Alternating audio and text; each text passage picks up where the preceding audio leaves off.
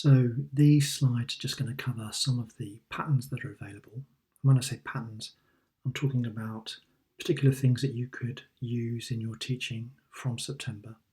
Things that would be activities or things that students can actually partake in many cases as a sort of replacement for delivering lectures. The core of what most people's lecturing consists of is actually just sort of standing in a classroom and lecturing. And for a lot of the subject areas that we actually teach, what we could do is we could think about recording a narration over the pre-existing PowerPoint slides. Now, there are some tips that you can take on board here, which is often it's a good idea to break these down in a particular way and not just have slides, but also have some kind of reinforcement activity that students will progress through as the students are working through the materials. The evidence suggests videos tend to work best if they're sort of 8 to 12 minutes long, perhaps 10 to 15 slides. So if you've got a presentation which is about an hour and a half long, then you could end up breaking it into sort of roughly 4 or 5 chunks. And bear in mind that when you're using these with the students, in many ways it takes the pressure off because the students can re-watch these videos as many times as they wish. In that context, it's a nice idea if you can make the slides look a little bit nicer, perhaps. And there are lots of places where you can get access to public domain images. You could go to Flickr. If you search for the Creative Commons license, that's always a good idea because you'll find images that you're free to reuse. We also have the Kingston University Media Server, which not many staff seem to know about. So the URL is on the slides. You can actually use those. Now, how do you actually record a narration over the top of your slides? Well, it's actually built in directly into PowerPoint now, or if you're on a Mac, it's actually built into Keynote. So you don't need any extra tools or any extra software or anything like that. You just click on Record Slideshow, and then you're going to create a video. And when you've finished, what you'll end up with is a video file that's probably going to be in an MP4 format. And you've got choices about where you want to host the video. You could put it into Google if you've got a pre-existing Google account. And Google videos don't have to be public. You could make it private. It depends, in a way, some academics like to put videos on Google because it enhances their external credibility. You could put it in Google. We've also got the MS Stream web video server now. There'll be instructions in the Canvas site that tell you how to do that. Now, of course, you don't actually have to just record a narration over your pre-existing slides.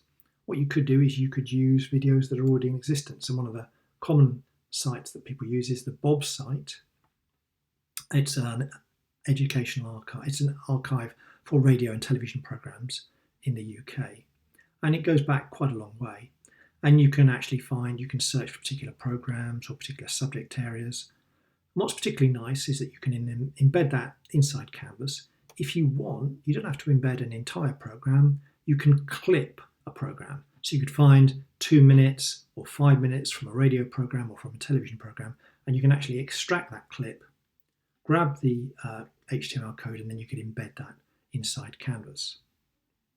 Now, whatever you want to do with your lecture replacement, it's always a good idea to have that notion of a reinforcement activity. And you can see what we've got here. If they're watching some video or reading some text, and they're doing that sort of 15 minutes work, whatever that 15 minutes work entails, and then after that, have something which is a bit more active. So the reinforcement activity could be just doing some multiple choice questions, like 5 to 10 multiple choice questions, or you could get them to reflect on what they've just watched in a discussion post. Maybe you get them to answer some questions that you've set on the video in a discussion, or if you've got more time and this is going to be a bigger activity, you could actually get them to actually create collaboratively something like a wiki. There's the group function inside Canvas. That leads me on to, how are you going to structure these things? Well, often it's going to look something like this. You could have narrated slides, mean activity, narrated slides, mean activity.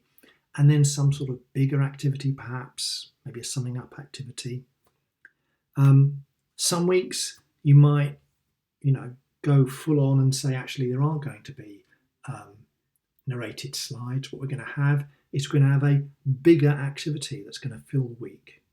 So I want you to go away and I want you to research some area, take part in some discussion, create some digital artifacts, whatever it is that they're going to do. Then there's a few examples coming up here of the kind of things that could form those bigger activities. So, for example, you could give students something to read and get some of the students to write a précis of that.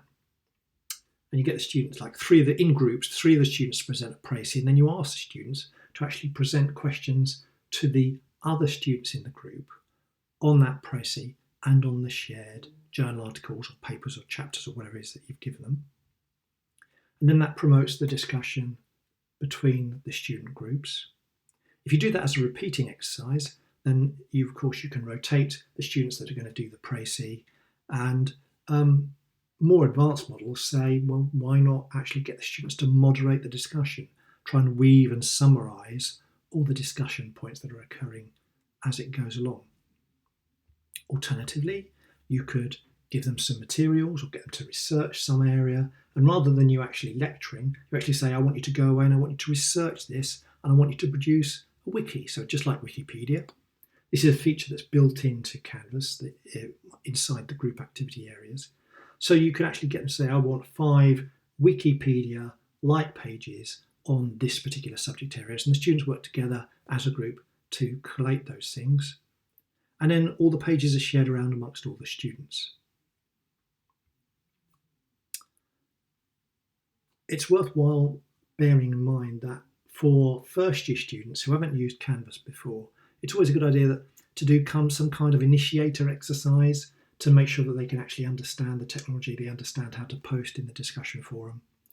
So one of the things that I've done is get them to describe themselves, but also I've twinned it with getting them to hand in some work. That duality, that double effect there does tend to make them actually participate in the discussion forum. What you want to do is make sure that it's not the same activity in every single module, because students just get really frustrated about that. They're kind of going, when am I actually going to start learning some materials? Just to point out, remember that there are advanced discussion features in Canvas. So, you've got threaded replies, you've got the ability to say people can't see what other people have posted unless they posted themselves. So you could get them to say, please post your answer to this particular problem. And then they will then, only after they've clicked post, be able to see what everyone else has posted. You can also grade a discussion, and the advantage of grading a discussion is that it will appear in the gradebook. Now, you don't actually have to give it an actual amount. You could give it 0 points, but the advantage of grading a discussion, sort of completed or not completed, is that it would enable you to monitor their progression and how engaged they are actually working through the materials. Other things you could do, well, you could get them to do a shared literature review. This is in the Critical Thinking Toolkit. You could give them some papers and then they could go away and they could do the literature review as a team. And to enable that to work, you could use Office 365, get them to do it in a cloud spreadsheet. And then those shared grids could be shared amongst all of the students. You could do case studies online. And if you look at these URLs, there are some tips and hints about using case studies. In one of them, for example, they give the case study to the students in advance, and then they actually have a series of questions that are given to the students inside teams, and they have to sort of respond to those questions, reflecting on what they read in the case study. But there's lots of different ways of using a case study online. And there are lots of different ways of organising discussions. So there's a few things here: the peer-based, jigsaw, academic, controversy, think, pair, share. And they are in that reference, which I'll make sure there's a link to that on the Canvas page. So what about assessment then? Well, I've mentioned multiple choice tests. There are other ways of using multiple choice tests. You could actually get the students to create the multiple choice tests and then get other students to take those multiple choice tests, or you could just have an entire session where you are discussing multiple choice questions with the students, and those are a prompt that leads to a further discussion. And if you search for Mazur, you can see how that academic uses that. I'll just briefly mention that there are 3 ways to create multiple choice questions in Canvas. Either you can type them in directly. Often you'll get a bank of questions from a publisher, or you can use this piece of software called Respondus. You have your multiple choice questions in a Word document. You run them through the Respondus software, and that will give you a file that you can then import into Canvas. And that third one's quite nice if you wanted the students to create their own questions. There's a link to that and some other videos that explain how to do that third one inside the Canvas module. Now, one of the things which is really nice, and I know that we don't use it much, but there is a feature to do this built into Canvas, is to get the students to do peer feedback on draft work. So you can elect to have the students look at work before it is actually presented in its final form. A few caveats, a few things to be aware of. Often you need to build this up gradually over time, so I would suggest doing it on a formative piece of work first before you actually do it with a summative piece of work. Sometimes students are a bit reluctant. They might think, why are we doing all the work? Where's the actual feedback coming from the lecturer? So, perhaps sometime the first time around, the lecturer might actually also provide some formative peer feedback on the work. One of the biggest problems that we have, of course, is students don't actually read their feedback when we actually mark things. So what you could do is you could reserve 5% of the mark on an assignment for them to actually reflect on their feedback. So you would create another assignment, and all the students have to do is kind of like write 100 words saying what's their opinion, what's their reflection on the feedback they've got from their assignment. And you want to make this as simple as you possibly can. So in other words, make it kind of like pass-fail. So if they've done it, you give them the 5%. If they haven't done it, you give them the 0%. I mean, you could, if you like, give them a sort of in the middle mark. But what you really want is you want this to just be something that makes the students process their feedback. You don't want to turn it into yet another big marking exercise. Hopefully, there's some ideas there that you might be able to take away and use in your teaching.